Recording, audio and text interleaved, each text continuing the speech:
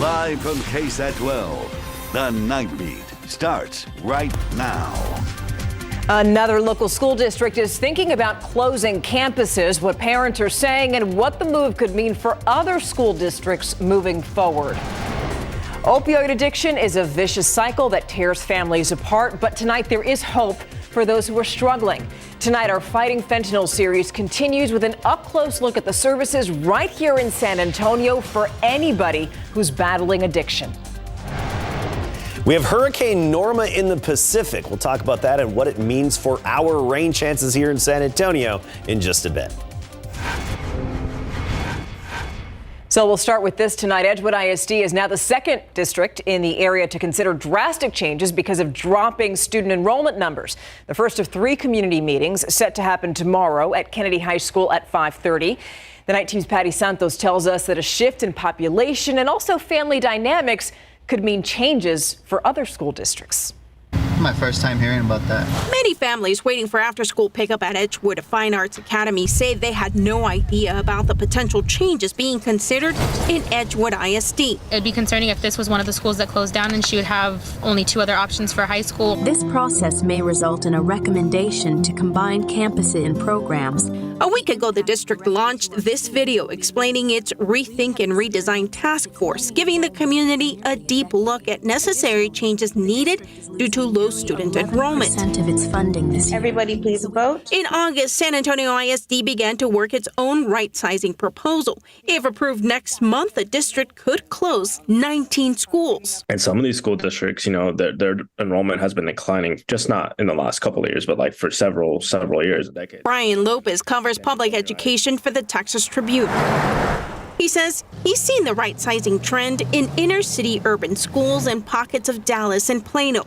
Lopez says charter schools, homeschooling, and the housing market and declining birth rates are all contributing factors for school leaders. They're looking at that model like, how do I, keep this school district from closing down completely? What's the sustainability option?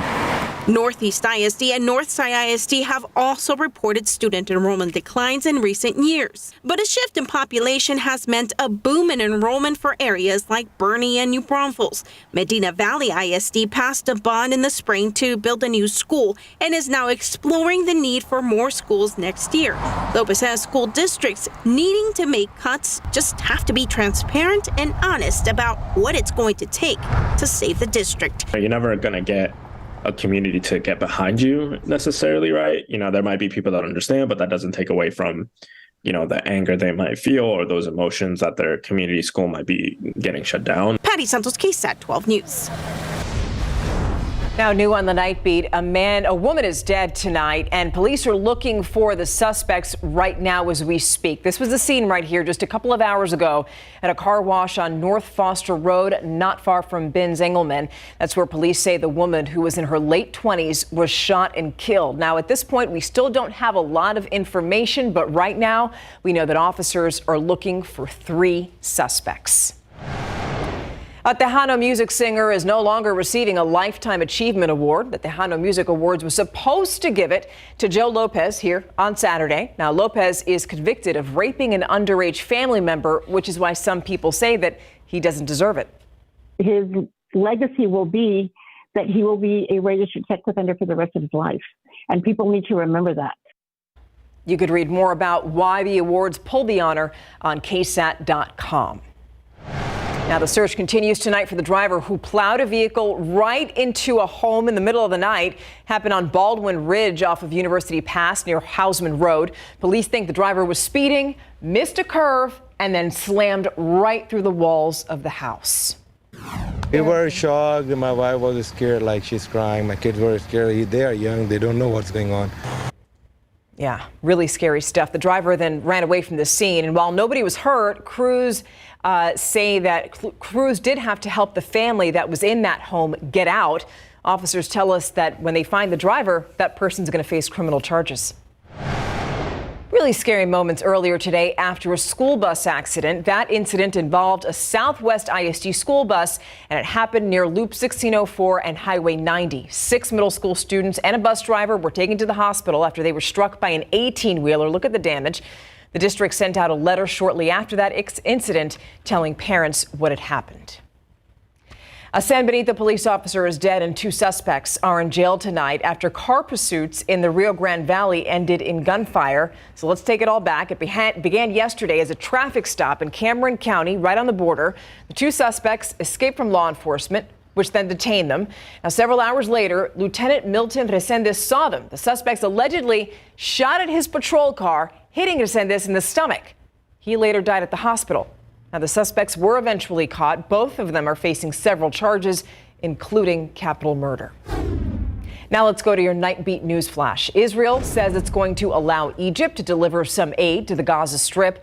This after a massive blast killed hundreds at a Gaza hospital. Now, initially, there were conflicting reports as to who exactly was responsible for that explosion at the hospital. The Hamas terror group blamed Israel, while Israel, and visiting President Biden, blamed a misfired rocket that was launched by other militants. President Biden is set to speak about the conflict in Israel tomorrow night, right from the Oval Office. Joran van der Sloot, the primary suspect in the 2005 disappearance of Alabama teenager Natalie Holloway, admitted to beating the young woman to death on a beach in Aruba and then dumping her body into the sea. Now, van der Sloot also pleading guilty to extorting Holloway's mother. He wanted $250,000 in exchange for telling the family the location of their daughter's remains. Republican Representative Jim Jordan has failed once again to secure the House Speaker seat on a crucial second ballot. So now the next steps are unclear as Republican lawmakers are considering other options. But it does appear that Jordan has no path to the gavel, but he's not dropping out. And that's a look at your Nightbeat News Flash.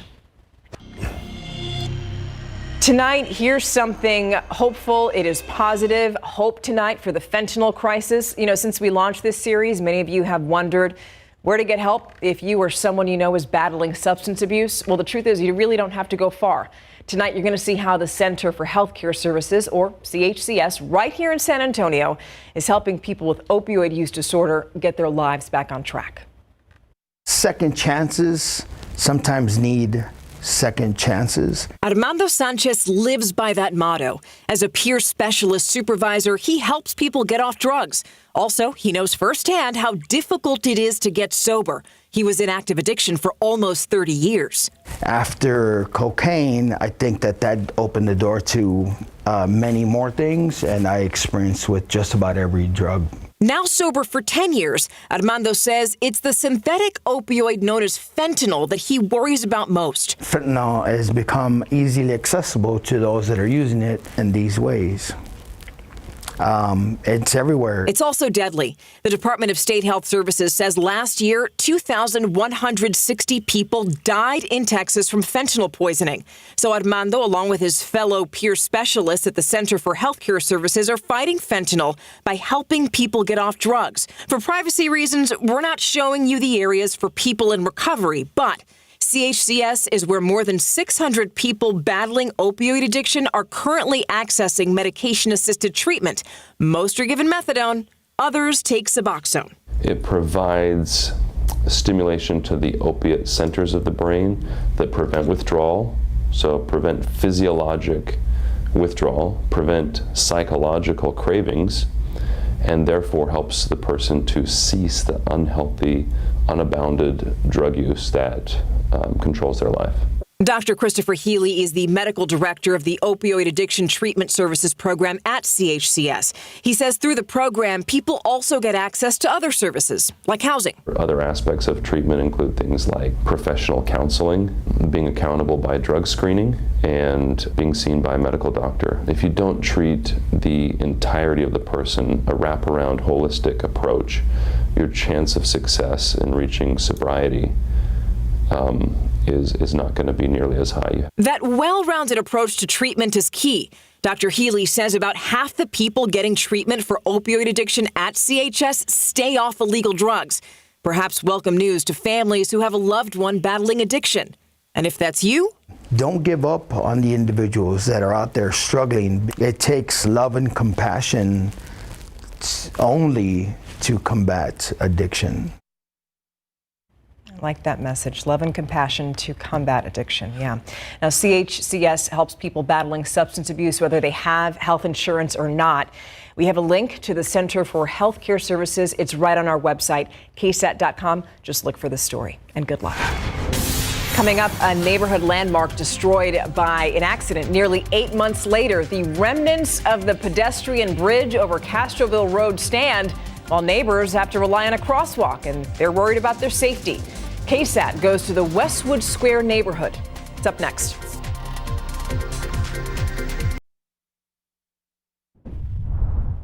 You know, San Antonio is known for its diversity, but the culture that makes up the city that we call home really comes from its neighborhoods.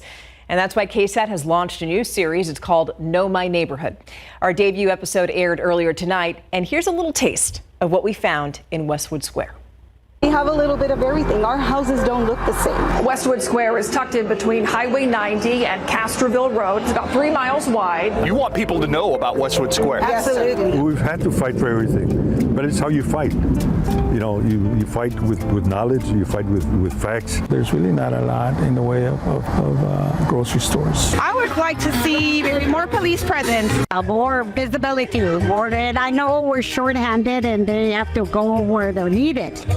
But, you know, just to see them around is a good feeling. You know, the good, the bad. Really, our goal is to show you all of it when we go into each neighborhood.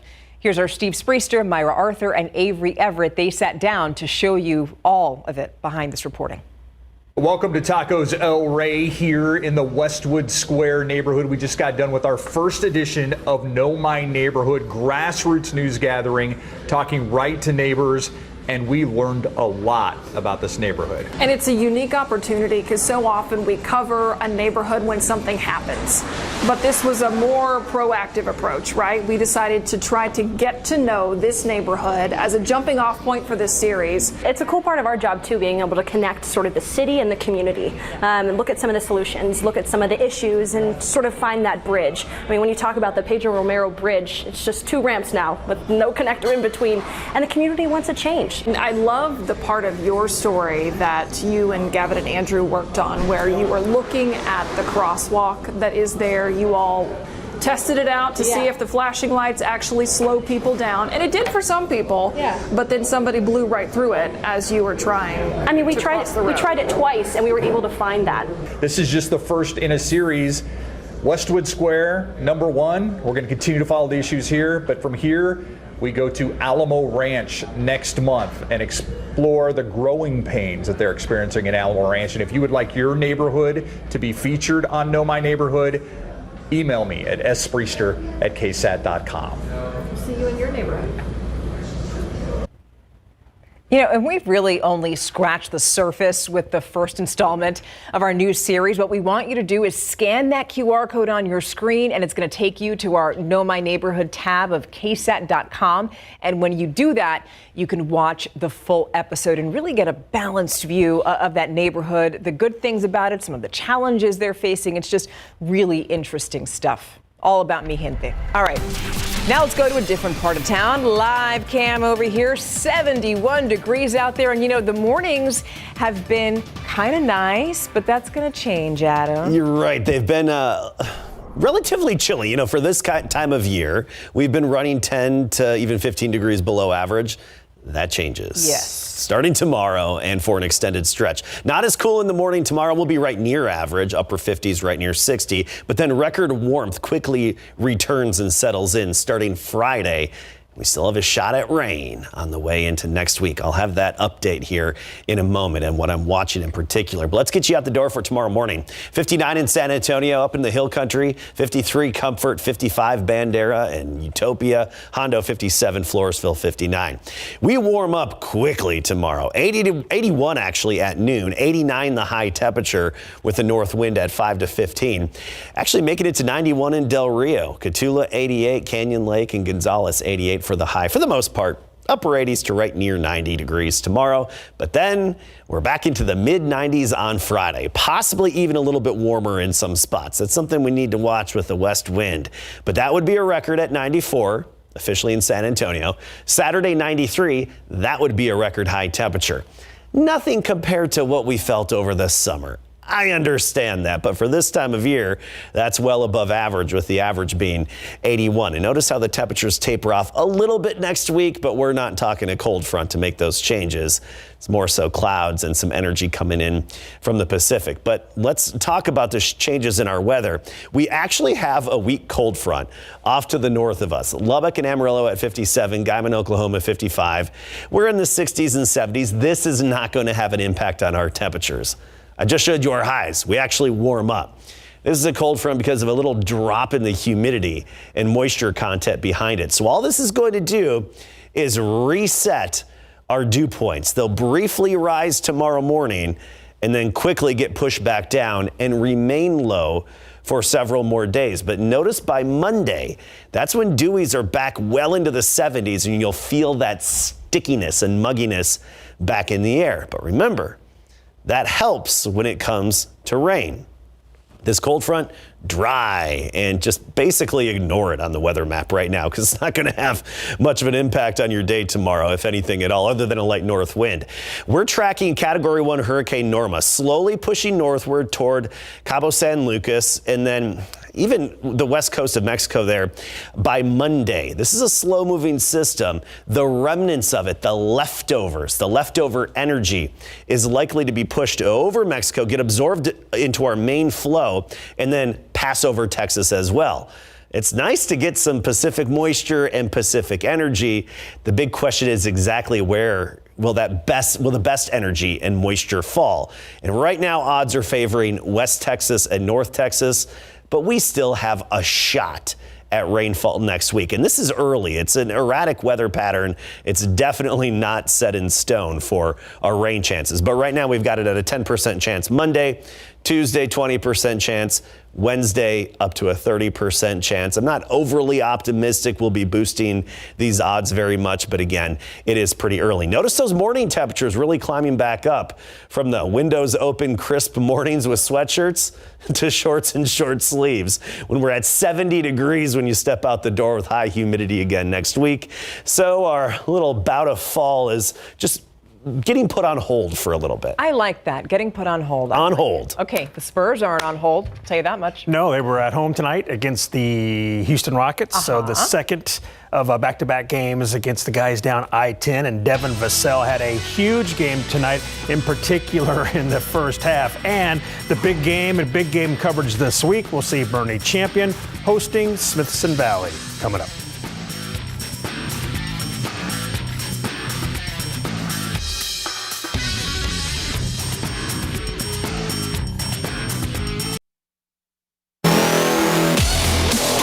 Spurs taking on the Rockets at the Frostbank Center tonight to close out back-to-back games between the Southwest rivals. First quarter, Devin Vassell was on fire. He's going to shoot a three ball, and it's good. Seconds later, from nearly the same spot, good. And then on the break, he goes triple one more time, and it's 9-zip. Devin Vassell and his teammates are loving it. San Antonio scored the first 14 points of the game, capped off by this bucket in the paint from Zach Collins. San Antonio led 32-13 after one and 60-44 at halftime. Vassell led all but 25 in the first half. Now, Victor Wembanyama, who missed all 5 of his first half shots, scoring 7 points on free throws, opened the Spurs scoring in the third quarter with a 3-ball, and it's 63-44 Spurs. Later on, he's going to get 2 more, this time down low with a jam over the defender. I mean, that's just too easy for Wemby. Time for another Wembanyama three-pointer, this time top of the key, and he drains it. The rookie scored 15 points tonight to go with 6 rebounds. San Antonio led 83-75 after 36 minutes, and the Spurs win by the final 117-103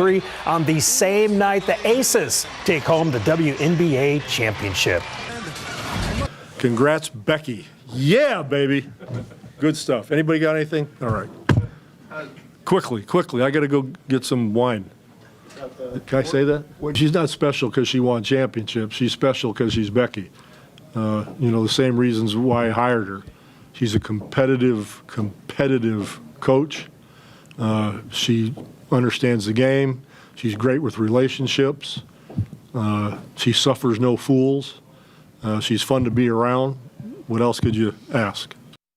All right, the Spurs will close out the preseason at the Golden State Warriors Friday night at 9.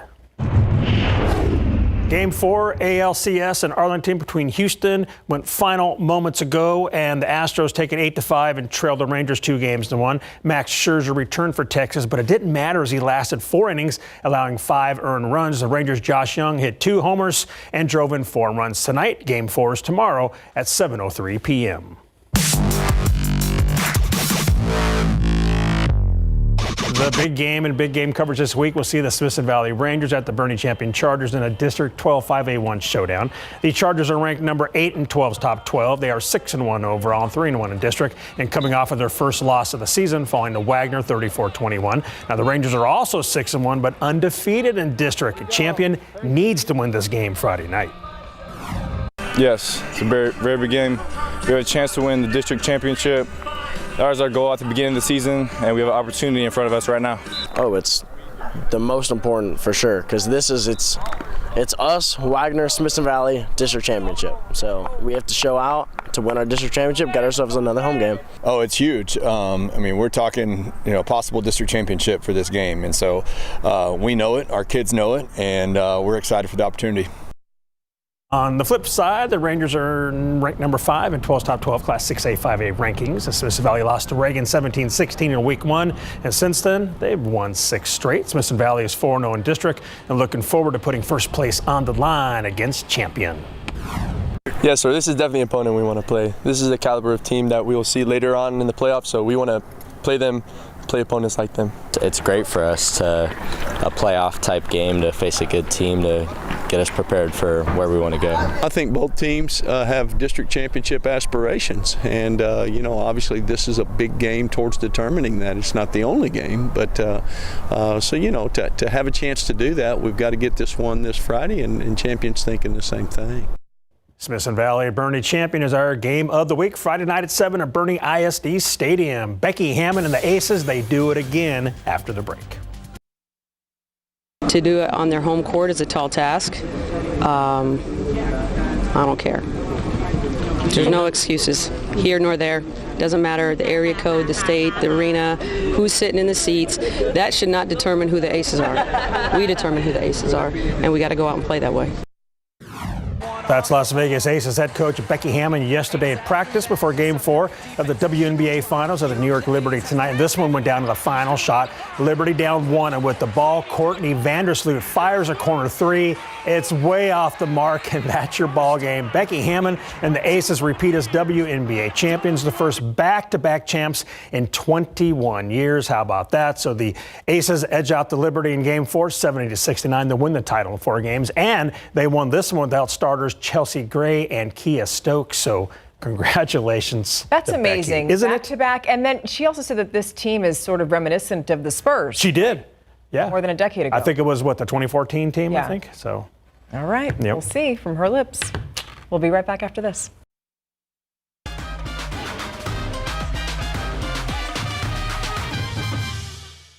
Urban 15 is a nonprofit arts organization, and since the early 80s, their Dia de los Muertos processions have combined both their spirituality and talent. When you see Urban 15, you've seen a rhythmic moving altar. When we are in costume or in character, it's a transformation. Color, it's movement, it's rhythm, it's costuming, it's the banners, it's the lighting.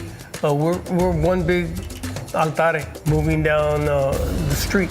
So we grew up in a tradition of procession. As part of Dia de los Santos and Dia de los Muertos was a very natural thing to do. And I will say in the beginning, when we were first doing this, people didn't quite understand what we were doing, and people were offended. Honoring our ancestors and our parents and our grandparents and the people who came before us, it's a very natural thing to do, and many cultures don't do that. As we dance and we play music, it is a form of honor. It's a form of prayer. Well, that does it for us here. Thank you so much. Have a great night.